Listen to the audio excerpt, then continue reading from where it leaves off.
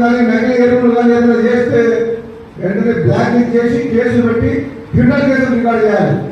మీరు నాకు 40 ఇస్తా, మీకు ఎవరెవరి మీద పర్ఫెక్ట్గా ఏదైతే షాప్ లైసెన్స్ కూడా చేయాలి. లైసెన్స్ కూడా క్యాన్సిల్ చేసేస్తాం. ఎందుకంటే ఈ విషయంలో మాత్రం రాజపడేది లేదు. ఈ విషయంలో మాత్రం అధికారులు చెప్తున్నారు స్ట్రిక్ట్గా ఉండాలి. ఈ రైతుల ప్రోగ్రామ్ ఎన్నో ప్రోగ్రామ్స్ ఉన్నాయి. ఫస్ట్ మీద వచ్చినాయి పొద్దుగా. రైతులు మంచిగానే జనం బాగుంటారు. రైతులే మాకు సర్వస్వం. నేను రైతులుగా చెప్తున్నా, చిన్నప్పుడు మా అమ్మ నాన్న ఎంత కష్టపడేది ఊళ్ళో వ్యవసాయం చేసుకుంటా, వాళ్ళందరూ ఇట్లా కష్టపడి పెంచి పోషిస్తే ఇవన్నీ స్థాయికి వచ్చినాం. వాళ్ళు ఏం వ్యాపారం కాదు, వ్యవసాయమే వాళ్ళందరూ దాగింది. చిన్నప్పుడు వాళ్ళు చదివించి వాళ్ళ కాయ కష్టమే మేము ఇంటికి ఈరోజు ఈ స్థాయికి వచ్చినాం. అంటే భూమిని నమ్ముకొని రైతులు 60 ఏళ్ళు కష్టపడి పిల్లలు దాచుకునేటోడు.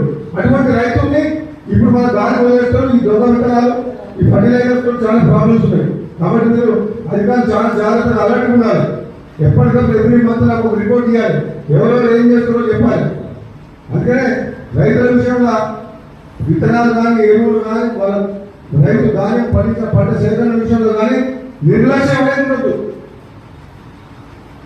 డాక్టర్ల తర్వాత వాళ్ళు నెక్స్ట్ అవసరం మీరే సార్. ఇల్లు నెలకు 2 నెలలకు పెట్టాయి హౌసింగ్ డిపార్ట్మెంట్. రోడ్డు లేకుండా మట్టి మీద పోవచ్చు, సీసీ రోడ్ లేకుండా మట్టి మీద నడుచుకుని పోవచ్చు. మరి అగ్రికల్చర్ డిపార్ట్మెంట్ ఇట్లా ఒకవేళ నిర్లక్ష్యం ఉంటే మాత్రం రైతులు కోరుకోలేదు. కాబట్టి